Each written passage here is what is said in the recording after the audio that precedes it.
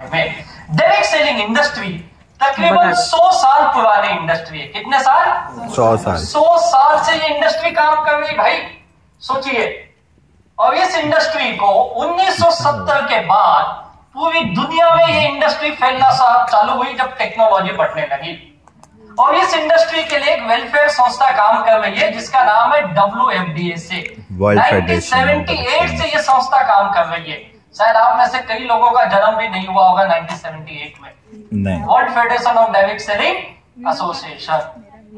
इसके brand ambassador है America के भूतपूर्व राष्ट्रपति माननीय श्री बिल क्लिंटन, जिनके कई अच्छे वीडियो यूट्यूब पे आप देखिए। ये बताते हैं एक आम अमेरिकन की जिंदगी बदलने में डायरेक्ट सेलिंग ने कितना बड़ा योगदान किया। अमेरिका की इकोनॉमी को बदलने में डायरेक्ट सेलिंग ने कितना बड़ा योगदान किया। ये कौन बता रहा है? दुनिया का एक बहुत बड़ा पोस्ट पे गया हुआ जो अमेरिका के राष्ट्रपति रह चुके हैं, आज जो डायरेक्ट सेलिंग का प्रचार कर रहे हैं, वो लोगों को बता रहे हैं डायरेक्ट सेलिंग क्यों आम आदमी को करना चाहिए। और हम किसकी बात सुनते हैं? गोटे आपा क्या गांव वाले की, दोस्त की, पड़ोसी की। और क्या बताता है? तुम बोलते हो माई लाइफ स्टाइल अच्छा है, वो आपको बोलता है कसा आहे ना। बघितलं होतं, अरे तू पहिले तंबाखू मळ या तो बात ऑटोमेट तुला सांग, तंबाकू खाते खाते डायरेक्ट सेलिंग बता देता अपने को। अजीब अजीब लोग हैं। इतना बड़ा आदमी बता रहा, हमको विश्वास ही नहीं है। इसलिए मैंने किस व्यक्ति के संगत में आप हो वैसे आपका सोच और विचार बनेंगे। आप देखिए दुनिया को, पढ़िए दुनिया को, दुनिया कैसी है। 96 से हिंदुस्तान में आई। क्यों इतनी देर से आई? क्योंकि 96 से पहले हमारी इकोनॉमी इतनी ओपन नहीं थी। 96 में पीवी नरसिंह राव की गवर्नमेंट थी। डॉक्टर मनमोहन सिंह उस वक्त इकोनॉमिक मिनिस्टर थे, अर्थमंत्री थे, फाइनेंस मिनिस्टर। और उन्होंने एक नई थियरी लाई जहां से ये नई इकोनॉमी ओपन हुई, जिसे ग्लोबलाइजेशन लिबरलाइजेशन कहा जाता है। और बहुत दुनिया भर की कंपनी को उन्होंने कहा हिंदुस्तान में आइए और हिंदुस्तान में बिजनेस करिए, हम आपको पूरी सुविधा देंगे। बड़ी बड़ी कंपनियां हिंदुस्तान में आने लगी। आज जितनी मल्टीनेशनल कंपनियां आप देखोगे ये सब 96 के बाद ही इंडिया में आई हुई है। और उस वक्त डायरेक्ट सेलिंग की कुछ कंपनियां जो मल्टीनेशनल कंपनियां तो आके काम करने लगी। और ऐसे कई वर्ल्ड की टॉप मोस्ट मल्टीनेशनल कंपनियां, उसमें से चंद कंपनी हिंदुस्तान में आके काम करने लगी। और 96 से ये बिजनेस धीरे धीरे बढ़ने लगा। और आज कई संस्थाएं, फिक्की, IDSA, FDSA इसके लिए काम कर रही है, इसके वेलफेयर के लिए। और अब तो ये एकेडमिक में पढ़ाया भी जाने लगा है। यस। और 2016 में पहली बार भारत सरकार ने इसके लिए गाइडलाइन बनाई। और अभी 2021 के एंड में उन्होंने इसके लिए कंज्यूमर लॉ का जो नया बिल आया, कंज्यूमर प्रोटेक्शन एक्ट, उस एक्ट में उन्होंने डायरेक्ट सेलिंग के लिए कुछ प्रावधान किए हैं कि डायरेक्ट सेलिंग किस तरह से कंपनियों को काम करना चाहिए। कंपनियों के लिए भी है और हमारे आप जैसे डायरेक्ट सेलर डिस्ट्रीब्यूटर के लिए भी कुछ नियम कायदे बनाए गए हैं। आज ये एकेडमिक में पढ़ाया जा रहा है। कई सारे मैनेजमेंट लेवल पे डायरेक्ट सेलिंग एक सब्जेक्ट के रूप में पढ़ाया जा रहा है। कई यूनिवर्सिटीज में जो मैनेजमेंट के या कॉमर्स के स्टूडेंट है उनको ये पढ़ाया जा रहा है। अभी तो एक यूनिवर्सिटी ने इसके ऊपर डिप्लोमा शुरू की है। पता है उसकी फीस कितनी है? शाओलिन यूनिवर्सिटी 1.5 लाख रुपए फीस है उसकी। और बहुत जल्द इसके ऊपर MBA के कोर्स भी शुरू होने जा रहे हैं। क्या बात। आज भारत सरकार ने हमारे डायरेक्ट सेलिंग के लिए कंज्यूमर अफेयर मिनिस्ट्री को अपॉइंट किया कि तुम कंज्यूमर अफेयर मिनिस्ट्री यानी उपभोक्ता मामलों के अंतर्गत आते हो। और कंज्यूमर अफेयर मिनिस्ट्री में एक डिपार्टमेंट बनाया गया जिसका नाम है डायरेक्ट सेलिंग डिपार्टमेंट। और उन्होंने सारे राज्य सरकारों को चिट्ठी लिखी है कि आप भी अपने राज्यों में कंज्यूमर अफेयर मिनिस्ट्री के अंतर्गत राज्य के अंदर एक डिपार्टमेंट बनाइए जिसका नाम होगा डायरेक्ट सेलिंग। और डायरेक्ट सेलिंग के लिए सरकार हर राज्यों में, केंद्र सरकार डिपार्टमेंट बना रही क्योंकि इसको बढ़ावा देने के लिए, इसके वेलफेयर के लिए ये काम कर रहे हैं। लेकिन हमें अब आपको अभी भी डाउट है कि चेन सिस्टम आहे, ही मनी सर्क्युलेशन आहे, जास्त दिवस चालत नाही, बंद पडून जाईल, लोक पडून जातात, दुनिया भर के सवाल है। हम अटके हुए सवालों में। और दुनिया कहां से कहां जा रही है, एक झलक देखते हैं डायरेक्ट सेल्स के बारे में। 2020-21 में पूरी दुनिया में डायरेक्ट सेलिंग ने क्या काम किया है। और हर साल हमारी एसोसिएशन ऑफ फिक्की के माध्यम से हम भारत सरकार को एक ज्ञापन देते हैं और उनको ये बताते हैं कि पूरे हिंदुस्तान में डायरेक्ट सेल पूरी दुनिया में क्या काम कर रही है। 2021 का डाटा हमने कंज्यूमर अफेयर मिनिस्टर के जो राज्य मंत्री थे माननीय श्री अश्विनी कुमार चौबे जी को ये डाटा सबमिट किया। और ये पूरी कॉपी कंज्यूमर अफेयर मिनिस्ट्री की वेबसाइट पे भी है भाई। ये डाटा मैंने वहीं से लिया और हमारे IDSA FDSA के भी वेबसाइट पे, यूट्यूब पे भी आपको मिल जाएगी। ये क्या कहते हैं, 2020-21 में पूरी दुनिया में 13 लाख करोड़ का बिजनेस किया है डायरेक्ट सेलिंग ने। कितने का पता है? 13 लाख। अगर मैं लिखने को बोलूं कितना जीरो लगेगा? मला पण माहित नाही, मी सोडून दिलं, बोलतो ज्यामध्ये असंच लोक 13 लाख करोड़ 13 लाख करोड़ का बिजनेस होता है पूरी दुनिया में। इसमें से 43% एशिया से आता है। हम कहाँ पे? एशिया कॉन्टिनेंटल में। और तकरीबन इसके अंदर 34% अमेरिका से आता है, 20% यूरोप से आता है, 3% अफ्रीका से आता है। पूरी दुनिया का टर्नओवर जो 13 लाख करोड़ का बिजनेस कर रही है, जबकि इसका जन्म अमेरिका में हुआ, लेकिन ज्यादा टर्नओवर कहां से आ रहा है? क्यों एशिया से आ रहा है? पॉपुलेशन बहुत ज्यादा है यहाँ पे। और दूसरी चीज, इसके अंदर 13 लाख करोड़ में 36% वेलनेस के प्रोडक्ट बेचे जाते हैं। क्या माई लाइफस्टाइल देती है वेलनेस की प्रोडक्ट? कौन से? अपने एलिमेंट वेलनेस यहाँ लगा हुआ, हमको दिख नहीं रहा होगा। एलिमेंट वेलनेस है हमारे पास। पता है ये कैसा एलिमेंट वेलनेस? कैसा? कितने लोगों ने प्रोडक्ट हमारे इस्तेमाल किए हैं और कितने को रिजल्ट मिला? इस्तेमाल तो सब किए होंगे क्योंकि पैसा दिए तो लेने ही है। रिजल्ट कितने को मिले हैं? देखिए, सब लोगों ने हाथ उठाया। यार हमारे साइंटिस्ट के लिए जोरदार ताली होनी चाहिए। क्या बेहतरीन प्रोडक्ट बनाए हैं मिस्टर के राजे, doctor Divya Narayana, doctor गावंडन, doctor Sharma. बहुत बेहतरीन हमारी टीम है जिन्होंने बेहतरीन प्रोडक्ट बनाए। और एलिमेंट वेलनेस को इंडिया की सबसे बड़ी media house times of India की इकोनॉमिक टाइम्स ने एक बार नहीं 2 बार 2019-2022 में बेस्ट हेल्थ केयर ब्रांड का सम्मान से हमें नवाजा गया है। और इस बेस्ट हेल्थ केयर में कौन कौन लोग थे पता? उस कैटेगरी में बड़ी सम्मान की बात है, उस कैटेगरी में डाबर थे, उस कैटेगरी में हिमालय था, उस कैटेगरी में बाबा रामदेव की पतंजलि थी। ऐसे दिग्गज लोगों के बीच में बैद्यनाथ था उसके अंदर। उस कैटेगरी में अगर माई लाइफस्टाइल के एलिमेंट को सबसे बेस्ट अवार्ड मिल रहा है तो बड़ी सम्मान की बात है। 36% वेलनेस के प्रोडक्ट, 26% पर्सनल केयर के प्रोडक्ट। माई लाइफस्टाइल देती पर्सनल केयर के प्रोडक्ट। यस। कौन से? On and on, new star. 14.5% home care के प्रोडक्ट बिकते हैं 13 लाख करोड़ में से। अपने पास है होम केयर? यस। कौन सा है? My home. 23.5% अदर प्रोडक्ट्स है, जिसमें खेती हो गया, कुछ टेक्नोलॉजी के प्रोडक्ट है, कुछ सर्विस ओरिएंटेड प्रोडक्ट है। माई लाइफस्टाइल खेती का प्रोडक्ट देती है। यस। और टेक्नोलॉजी भी आ गई अपनी MID की। सारे सेगमेंट के प्रोडक्ट माई लाइफस्टाइल दे रही, जो पूरी दुनिया में बेचे जा रहे हैं। क्या बात है। और इस कंट्री में कहां से लोग जो काम कर रहे हैं 13.5 लाख करोड़ बिजनेस लाने में, पता है लोग कितने इन्वॉल्व है पूरी दुनिया में? 12.5 करोड़ लोग पूरी दुनिया में डायरेक्ट सेलिंग बिजनेस से जुड़े हुए लोग हैं। सोच के देखिए, इसमें से 74% महिलाएं हैं पूरी दुनिया में। वो दुनिया में इधर नहीं है। 26%।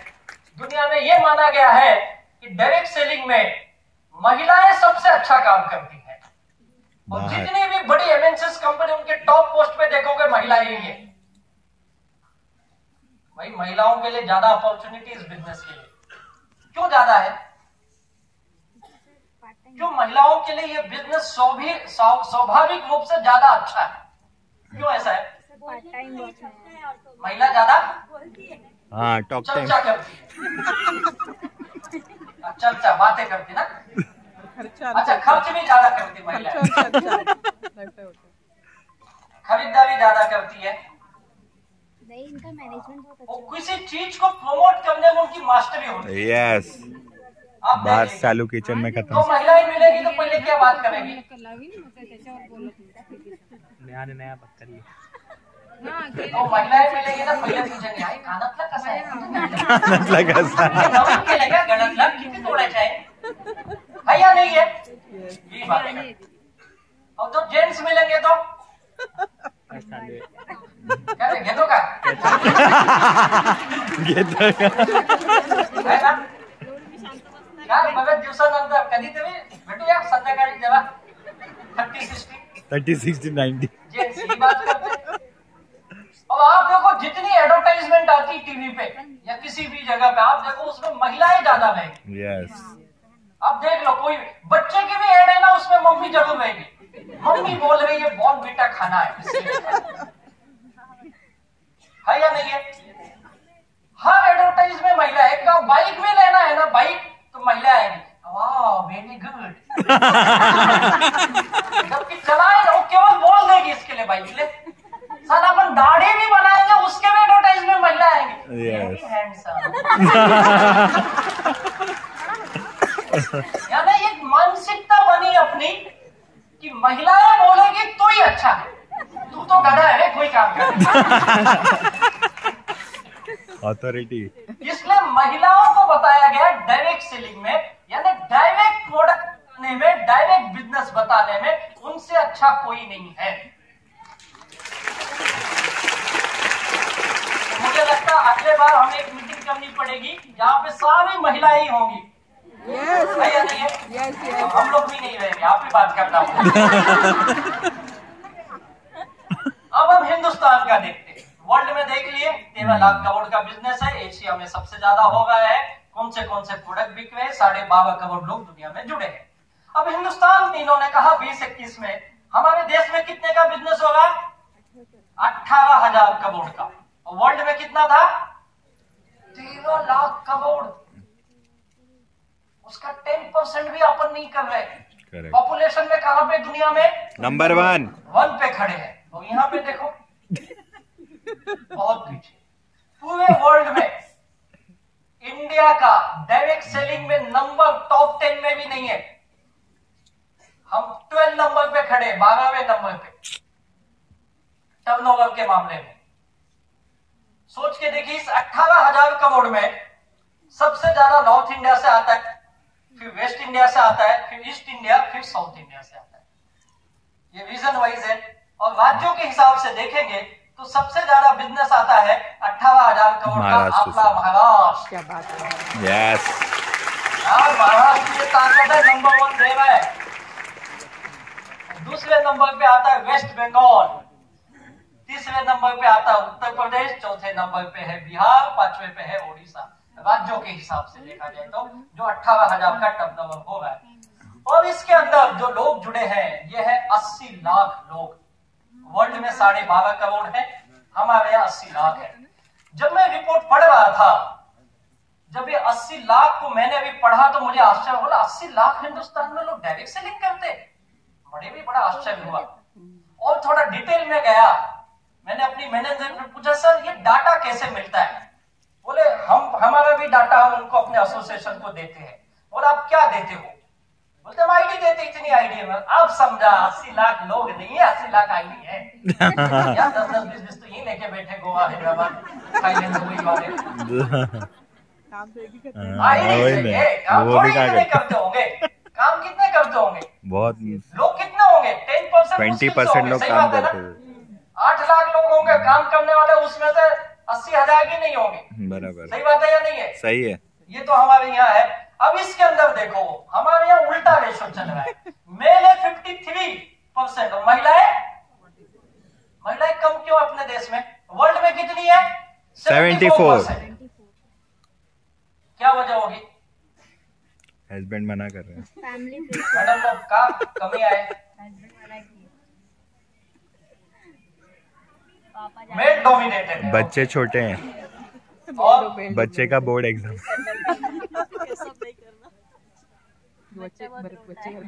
आलसी पड़ा। आलसी बना। सवाल के और बाजू में बैठी रहेगी मारेगी। आलसी बोल तो तुम। अनुपमा। एक मीटिंग में एक मैडम ने कहा, सर ऐसा नहीं है, आपका ये डाटा गलत है।